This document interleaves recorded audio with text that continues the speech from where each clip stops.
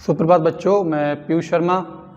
आज की क्लास में हम बात करेंगे NCERT class 10th subject science का आपका जो लेसन बना है उसमें अभी जो प्रोसेस हैं वो रह गए हैं। तो जो मैंने पिछली क्लास में आपको बताया था वो था आपका रेस्पिरेशन इन प्लांट्स और ह्यूमन के बारे में।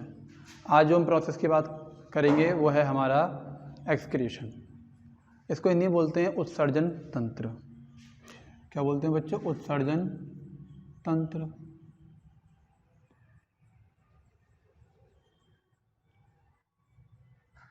ठीक है, या फिर हम इसको ये भी बोल सकते हैं कि ह्यूमन एक्सक्रीटरी सिस्टम।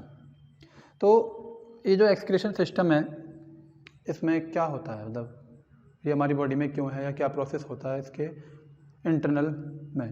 तो ये जो है बच्चों ये रिमूव करता है, क्या ये रिमूव करता है? किसको रिमूव करता है? जो मेटाबॉलिक वेस्ट होते हैं। क्या होते हैं बच्चों? Metabolic waste. तो जो ये मेटाबॉलिक वेस्ट हैं, ठीक है, ये मेटाबॉलिक वेस्ट को क्या करता है? रिमूव कर देता है, हमारी बॉडी से आउट कर देता है, हमारी बॉडी इसको एग्जिट कर देती है या इसका उत्सर्जन कर देती है। ठीक है, तो मैंने इसका भी एक नाम और बताया था आपको, लॉन्ग क्वेश्चन आता है बोर्ड में। इसको हम बोलते हैं मानव में उत्सर्जन तंत्र की क्रियाविधि का उल्लेख कीजिए या सचित्र वर्णन कीजिए। ये 4 या 5 नंबर का लॉन्ग क्वेश्चन आता है। इसको हम ह्यूमन एक्सक्रीटरी सिस्टम भी कहते हैं।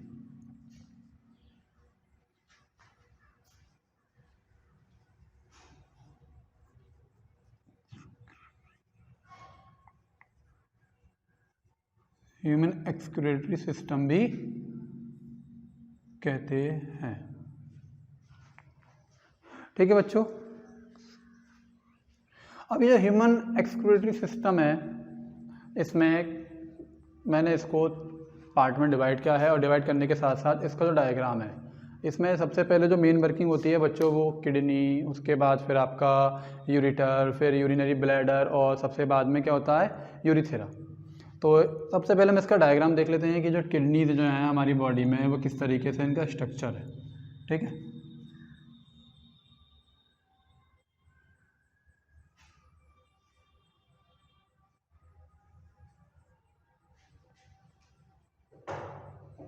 बच्चों इनका जो स्ट्रक्चर है इस टाइप की होती है, इसको हम बोलते हैं एक तरीके से ये काजू शेप में, किडनी भी राजमे की शेप में। ठीक है, और इस तरीके से इसमें 2 ट्यूब निकले होते हैं। ठीक है, ठीक है,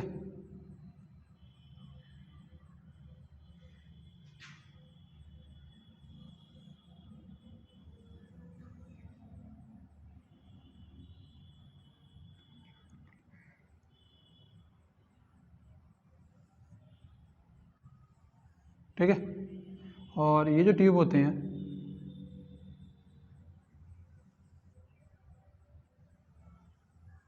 इस टाइप से इनका शेप आता है।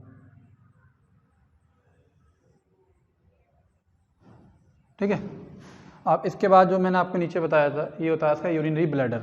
ये बनाएंगे,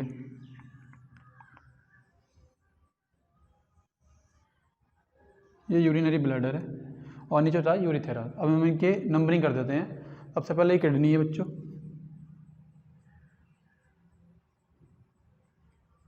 ठीक। किडनी के बाद ये है आपका यूरिटर, यूरिनरी ब्लैडर,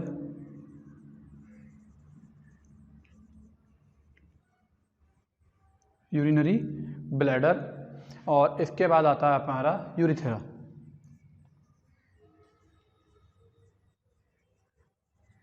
यूरिथेरा।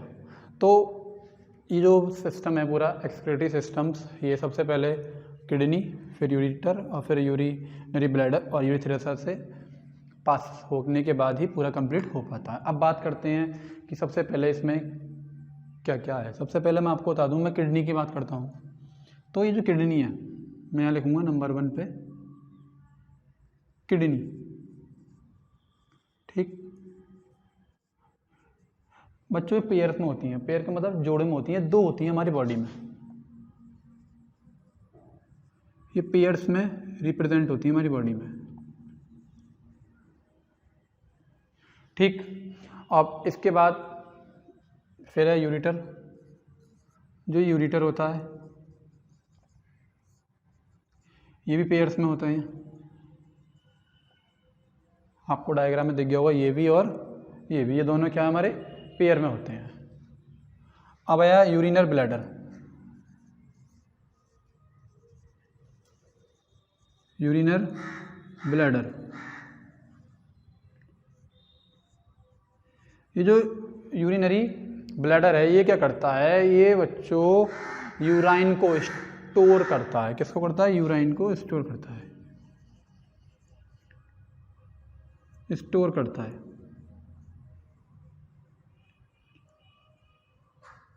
ठीक है। इसके बाद आता है हमारा यूरिथेरा।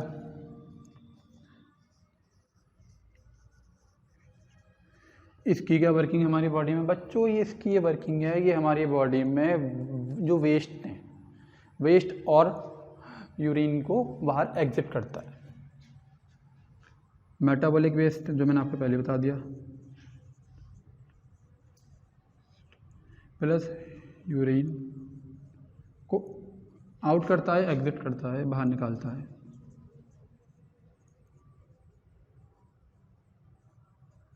बाहर निकालता है, करेक्ट। अब मैं आपको ये बताऊं, ये जो किडनीज हैं ये एक तरीके से सिलेक्टिव सिस्टम की तरह कार्य करती हैं। सिलेक्टिव सिस्टम का मतलब क्या है कि ऐसा नहीं है जो भी हमारी बॉडी में मेटाबॉलिक वेस्ट है या जो भी एक्सक्रिएशन के थ्रू जो भी जिस भी चीज़ का उत्सर्जन हो रहा है वो सारा का सारा हमारी बॉडी से एग्जिट होता है, नहीं, कुछ रीअब्जॉर्ब भी होता है। तो इसलिए हम किडनीज को ये भी बोलते हैं कि ये एक सिलेक्टिव प्रोसेस की तरह कार्य करती हैं। ठीक है, तो यहाँ मैं ये भी लिख देता हूँ, क्या ये एक सिलेक्टिव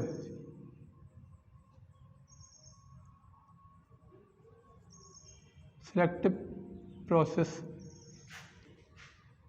की तरह कार्य करती हैं, सिलेक्टिव प्रोसेस की तरह वर्क करती हैं। ठीक है, हमारा ये इतना तो हमें पता चला। अब बात आती है कि ये जो किडनीज हैं इनके अंदर, इन किडनीज के अंदर, ठीक है,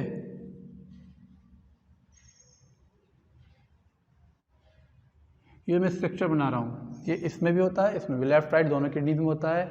इसको बोलते हैं बच्चों नेफ्रॉन, और इनका जो अमाउंट होता है मिलियंस में होता है। ठीक है, ये बहुत छोटे छोटे हमारे किडनीज के अंदर होते हैं, और ये क्या करते हैं, जो भी हमारी बॉडी में फिल्ट्रेशन होके जो भी वेस्ट आता है, जो भी वेस्ट या क्रिएट होता है उसका फिल्ट्रेशन करते हैं। ठीक है, तो इनका अमाउंट किस में होता है? मिलियन में होता है। उसको बोलते हैं क्या बच्चों? नेफ्रॉन बोलते हैं। क्या बोलते हैं? नेफ्रॉन बोलते हैं। तो ये मैं आपको समझाऊंगा। ठीक है, तो नेफ्रॉन क्या है? नेफ्रॉन एक स्ट्रक्चरल और एक तरीके से मैं आपको बताऊं तो फंक्शनल है। क्या है? जो हमारी किडनीज है उनकी बहुत छोटी सी इकाई है।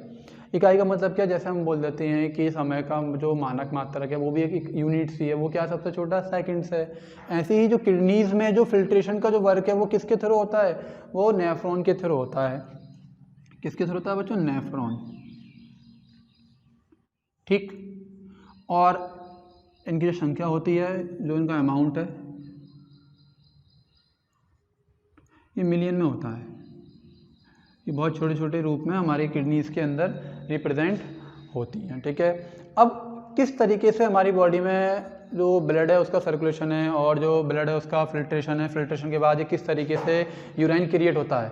ठीक है, अब हम आगे बात करेंगे कि जो यूराइन है वो किडनी में किस तरीके से आने के बाद विद नेफ्रॉन या बाय नेफ्रॉन किस तरीके से फिल्ट्रेशन इनका होता है। अब किडनीज के अंदर जो मिलियन के अमाउंट में, मतलब मिलियन की संख्या में जो नेफ्रॉन्स होते हैं उसके बारे में आपको समझाना चाहूँगा। तो ये जो बच्चों ये डायग्राम है ये थोड़ा अलग डायग्राम है, बट ये कि आप समझ जाओगे अगर आप वीडियो को अच्छे से देखेंगे। तो सबसे पहले ये जो डायग्राम मैंने बनाया है इसमें सबसे पहले ये इस तरह से इधर से जो ब्लड है,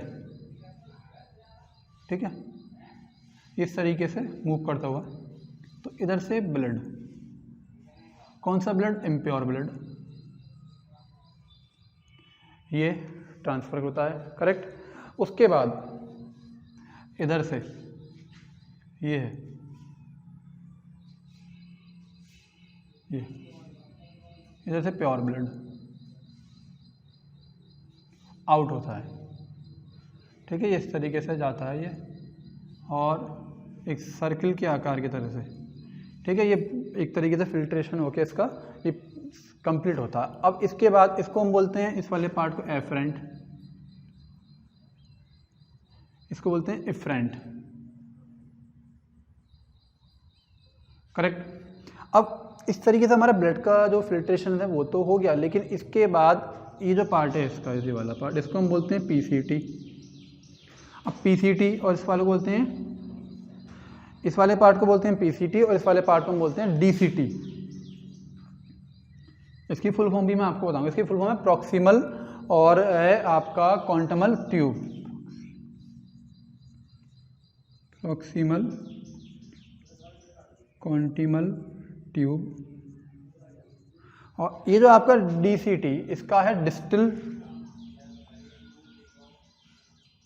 कॉन्टिमल ट्यूब। करेक्ट। तो ये हमारा पीसीटी और हमारा डीसीटी। इसके बाद ये फिल्ट्रेशन होने के बाद यहाँ से जो भी हमारा मेटाबॉलिक वेस्ट है, जब वो इसमें आता है, इसको हम बोलते हैं क्या, बूमन कैप्सूल। क्या बोलते हैं, बूमन कैप्सूल।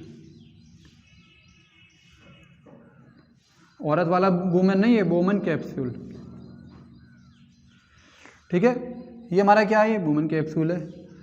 जब जो वेस्ट जब इधर और इधर दोनों तरफ से जब इसमें एंटर करता है, इसमें एंटर करने के बाद ये कहाँ जाता है, आगे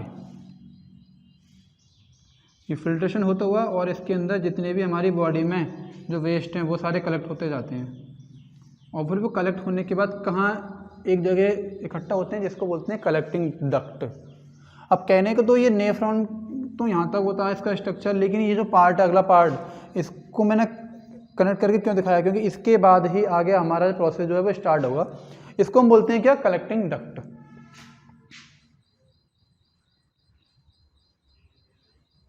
कलेक्टिंग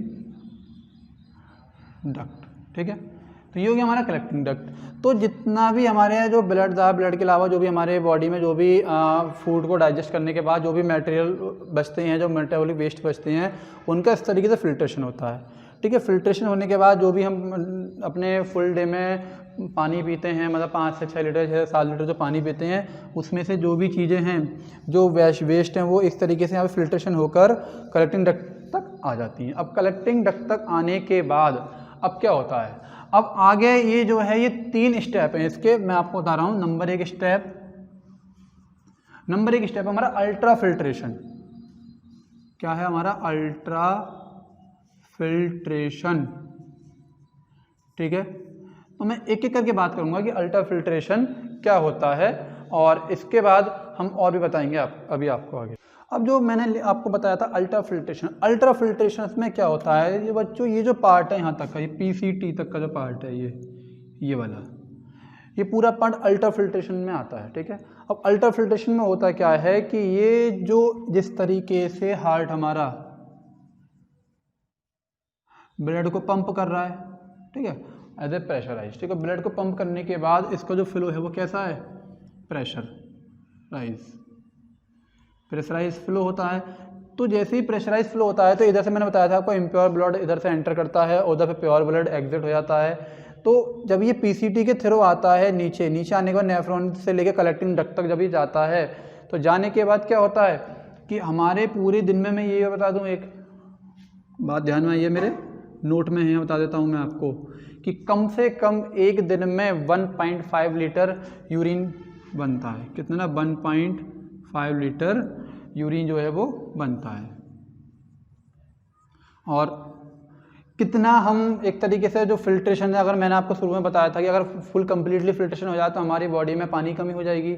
इसके बाद जो दूसरा टॉपिक वो रीअब्जॉर्प्शन ही आएगा कि बाद में क्या होता है कि 1.5 लीटर तो जो यूरिन है वो एग्जिट हो जाती है बॉडी से, जो बचे हुए जो फिल्ट्रेशन में जो बचे हुए हमारे मटेरियल्स हैं, जो लिक्विड्स हैं, वो रीऑब्जर्वेशंस हो जाते हैं, मतलब उनका दोबारा से एक तरीके से अवशोषण हो जाता है।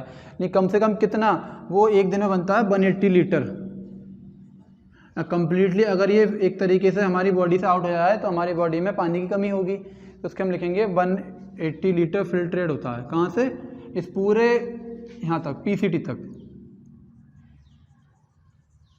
करेक्ट। अब अल्ट्रा फिल्ट्रेशन में और क्या क्या चीज़ें हैं, अल्ट्रा फिल्ट्रेशन में हमारा जो नेक्स्ट है वो है हमारा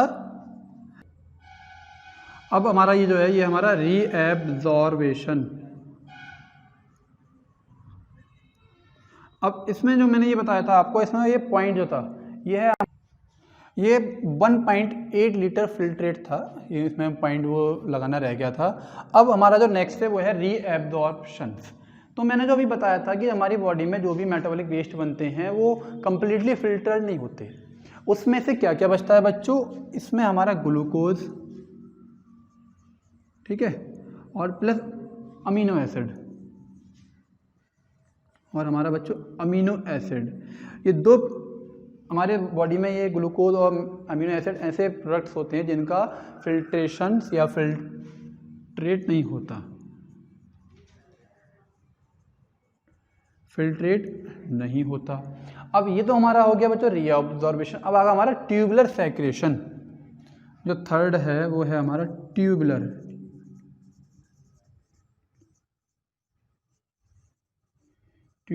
सेक्रेशन। अब इसमें क्या है, इसमें जो भी हमारा फिल्ट्रेट होने के बाद जो भी मेटाबॉलिक वेस्ट था जो कलेक्टिंग डक्ट में कलेक्ट हुआ था, अब इसके आगे का प्रोसेस क्या है। अब कलेक्टिंग डक्ट के बाद ये जो वेस्ट है वो कहाँ होता है, वो यूरेटर में आके कलेक्ट होना स्टार्ट हो जाता है। मतलब कहाँ से, कलेक्टिंग डक्ट से कहाँ आएगा, ये आएगा बच्चों हमारा यूरेटर में, ठीक है। और यूरेटर में आने के बाद किस में जाएगा, ये यूरिनरी ब्लैडर में जाएगा।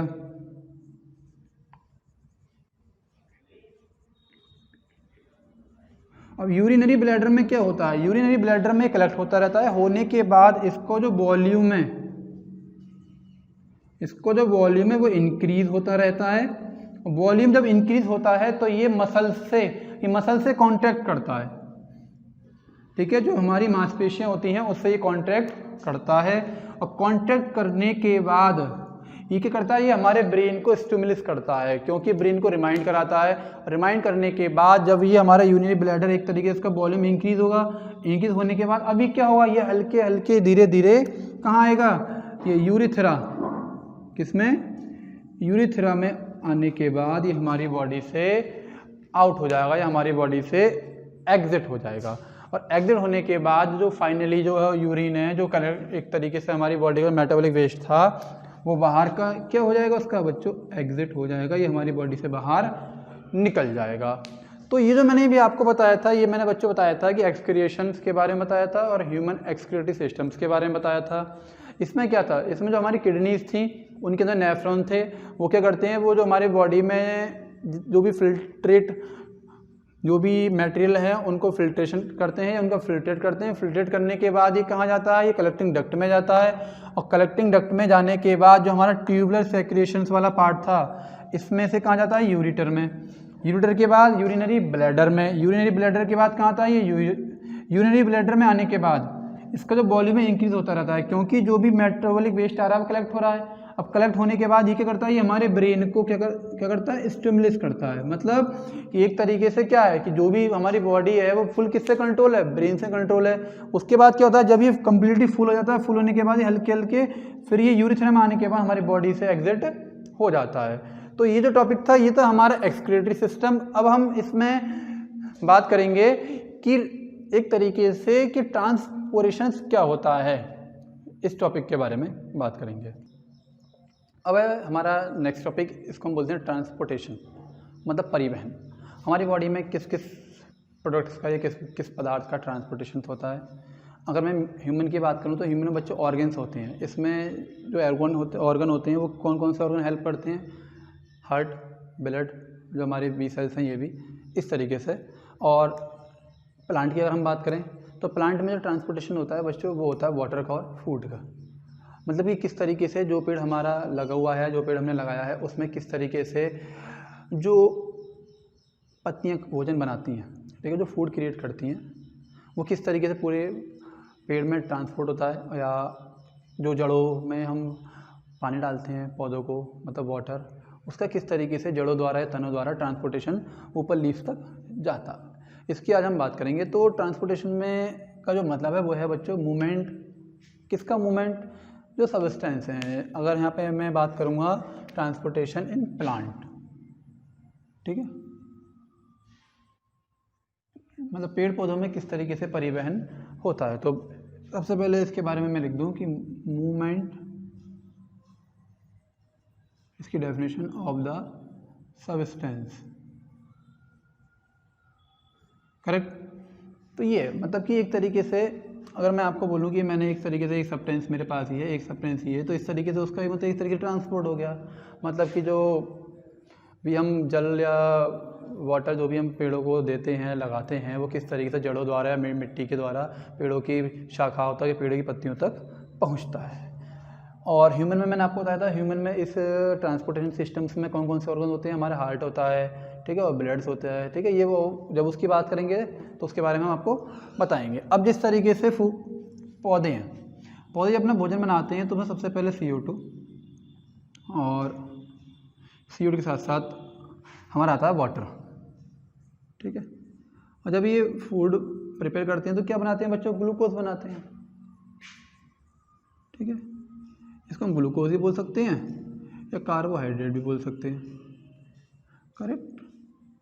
तो जब ये दोनों चीज़ें बनाते हैं तो उसमें अब बनाने के बाद क्या क्या चीज़ की ज़रूरत पड़ती है पढ़ने, जैसे मैंने बोला कि आपको वाटर है, ठीक है, CO2 है, और फोटोसिंथेसिस जब प्रोसेस होता है तो क्लोरोफिल है, ये सारी चीज़ें हैं। तो वाटर का और CO2 का और जो हमारा जो फूड है वो किस तरीके से ट्रांसफ़र करेगा या ट्रांसपोर्ट इसका होगा।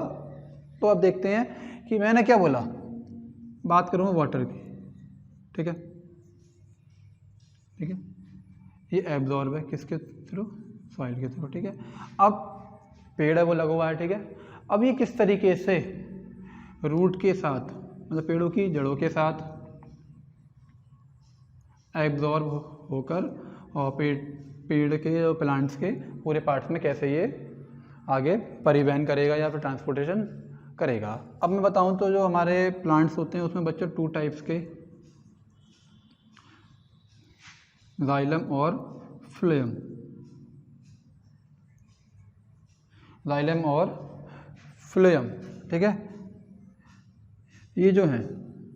और मैं आपको बार बार बता रहा हूँ, ये जाइलम फ्लोएम जो है ये एक प्रकार के क्या है, टिश्यूज़ हैं। और टिश्यूज़ क्या होता है बच्चों, ये होता है ग्रुप ऑफ सेल। इसके बारे में, टिश्यूज़ के बारे में पूरा लेसन है 9th क्लास के बायोलॉजी में, ठीक है।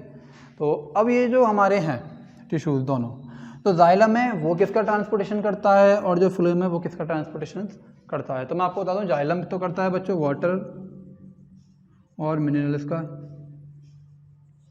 और जो फ्लोएम है वो करता है बच्चों फूड का, जो पेड़ पौधे ने फूड प्रिपेयर किया है। अब सबसे पहले मैं यहाँ पे आपको बताना चाहूँगा कि जो हमारा ट्रांसपोर्टेशन है ऑफ वाटर, कि वाटर का ट्रांसपोर्टेशन प्लांट में किस टाइप से होता है। तो इसके लिए मैं आपके लिए एक छोटा सा डायग्राम बनाता हूँ। मान के चलिए ये, ठीक है, ये स्टेम है, ठीक, नीचे ये रूट्स हैं, ठीक है।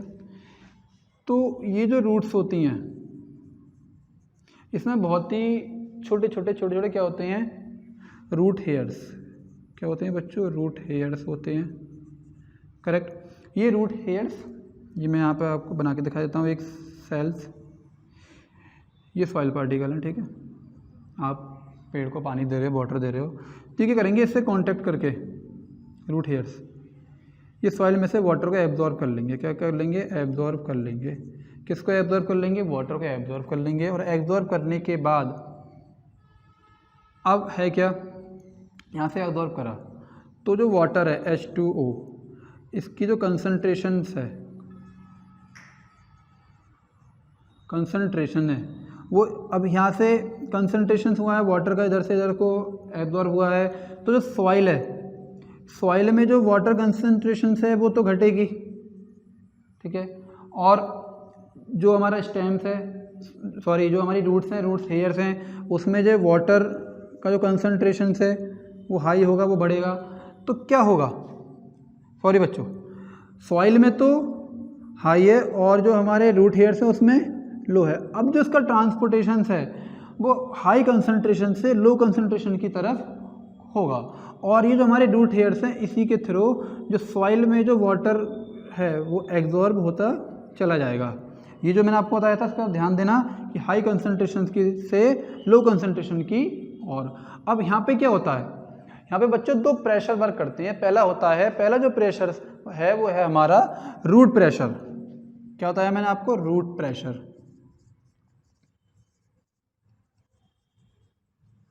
रूट प्रेशर बताया मैंने आपको। इस रूट प्रेशर के थ्रू अब क्या हुआ, जो रूट हेयर्स के थ्रू रूट्स में क्या हुआ, जो वाटर था वो एब्जॉर्ब हुआ। एब्जॉर्ब होने का इसका ट्रांसपोर्टेशन ऊपर को होगा इस तरीके से। अब ऊपर क्या है, ऊपर जो हमारा स्टेम है, यहाँ फिर से वही वाली बात कि यहाँ पे जो H2O का कंसंट्रेशन है, जिसको हम हिंदी में बोल सकते हैं सांद्रता, जिसको हमने बोला कंसंट्रेशन, ठीक है, वो क्या है, वो ऊपर तो लो है और नीचे हाई है, फिर वो हाई से किधर जाएगा, लो की ओर जाएगा। तो इधर से तो वाटर का जो है वो ट्रांसपोर्टेशन होता रहेगा। लेकिन होता क्या है कि प्लांट्स जो होते हैं, जो ट्रीज होते हैं वो बहुत बड़े बड़े होते हैं, प्लांट्स तो छोटे होते हैं, उसमें तो रूट प्रेशर के थ्रू ही या रूट प्रेशर के द्वारा ही जो ट्रांसपोर्टेशन है वाटर का वो हो जाता है। लेकिन बड़े बड़े प्लांट में क्या होता है, यहाँ पे एक चीज़ और है जो वर्क करती है, नंबर 2, वो है बच्चों हमारा ट्रांसपोर्टेशन पुल। अब ट्रांसपोर्टेशन पुल का मतलब क्या है ये समझेंगे।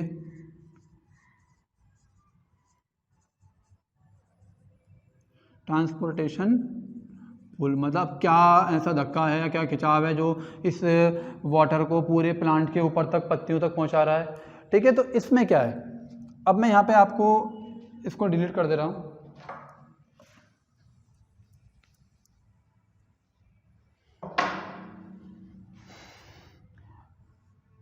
ये स्टेम, ठीक है, ऊपर जाके मैंने यहाँ पे एक लीव्स बनाई है, ठीक है।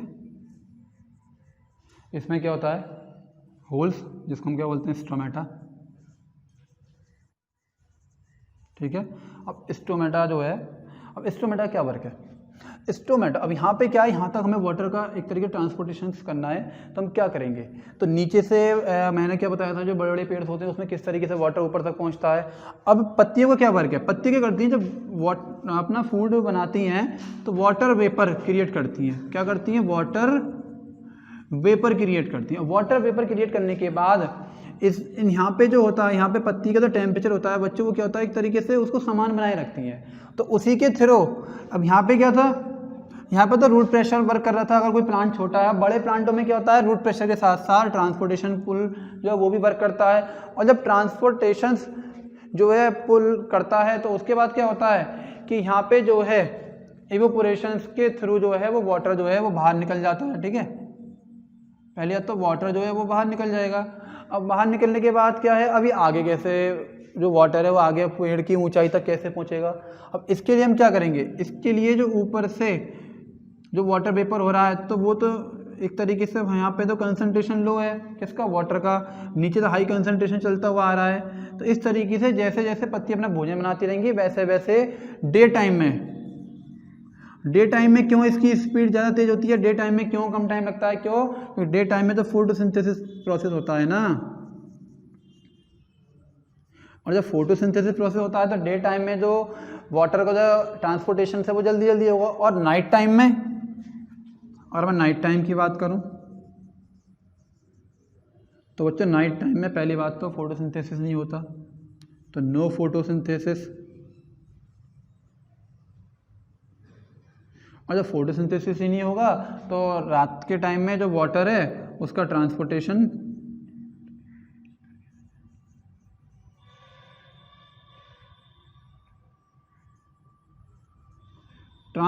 जो है वो बहुत कम होगा। तो अभी तो हमने बताया बच्चों आपको कि ट्रांसपोर्टेशन ऑफ वाटर। अब सेकंड चीज़ जो है वो मैं आपको बताऊंगा ट्रांसपोर्टेशन ऑफ फूड, कि फूड में क्या होता है, जो ग्लूकोज है वो उसका किस तरीके से ट्रांसपोर्टेशन लीफ से लेके स्टेम या रूट्स तक किस प्रकार से होता है, आइए देखते हैं। अब ट्रांसपोर्टेशन ऑफ फूड्स में जो प्लांट्स हैं वो हैं, प्लांट्स फोटोसिंथेसिस के थ्रू बच्चों ग्लूकोज, ठीक है, मेन तो ग्लूकोज है उसका निर्माण करते हैं फोटोसिंथेसिस प्रोसेस में, ठीक। नंबर 1 ग्लूकोज, इसके साथ साथ अमीनो एसिड्स भी होते हैं। क्या होते हैं बच्चों? अमीनो एसिड्स भी होते हैं। ठीक है, अब एक चीज़ मैं आपको बता दूं, जो हमारे फ्लोएम टिश्यू होते हैं, क्यों फ्लोएम टिश्यू की हम क्यों बात कर रहे हैं? क्योंकि ये जो है फ्लोएम टिश्यू हमारे, यही फूड का ट्रांसपोर्टेशन प्लांट के अंदर करते हैं। इनके अंदर दो चीज़ होती हैं, एक तो होता है सीप ट्यूब और एक होता है सीप टिश्यू और कंपेनियन टिश्यू। सबसे पहले सीप टिश्यू और इधर आपका कंपेनियन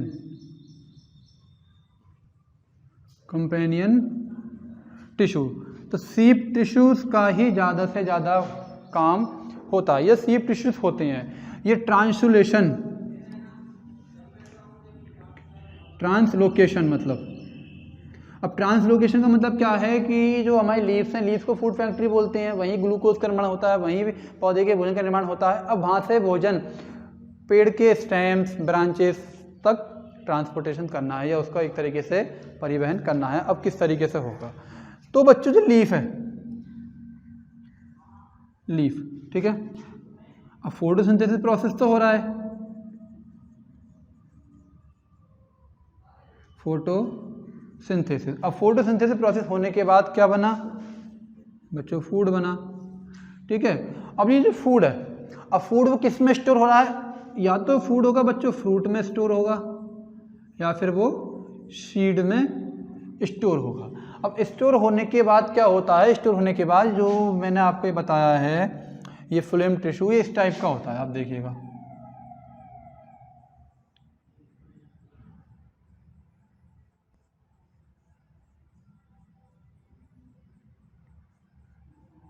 ठीक है, इस टाइप का होता है।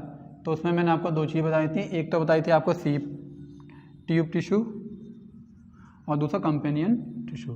तो ये जो होता है हमारा, ये वाला जो पार्ट होता है, इसको तो हम बोलते हैं बच्चों सीप टिश्यू, और जो दूसरा वाला पार्ट होता है उसको हम बोलते हैं कंपेनियन टिश्यू।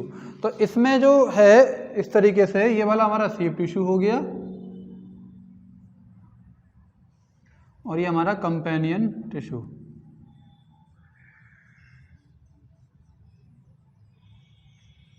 अब क्या है? अब इसमें क्या, एक तरीके से यहाँ पे जो भी ग्लूकोज क्रिएट हुआ बाय फोटोसिंथेसिस, ये किस में चेंज होता है? ये होता है सुक्रोज में चेंज होता है। और सुक्रोज में चेंज होने के बाद, जब ये सुक्रोज में चेंज हो जाता है और इस तरीके से यहाँ सीप टिश्यू से जब ये एंटर करता है, तो एंटर करने के बाद फिर से वही चीज़ है बच्चों, क्या? इधर इसका जो कंसंट्रेशन पावर है,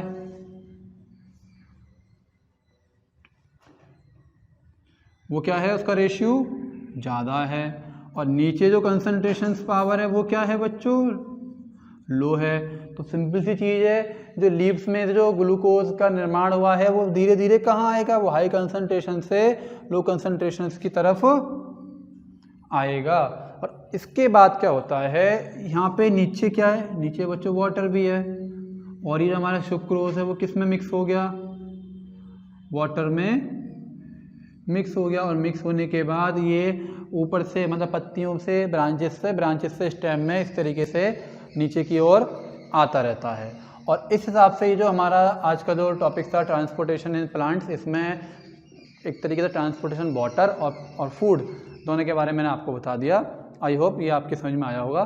तो थैंक यू सो मच। अब मिलते हैं आपको नेक्स्ट क्लास में। बाय।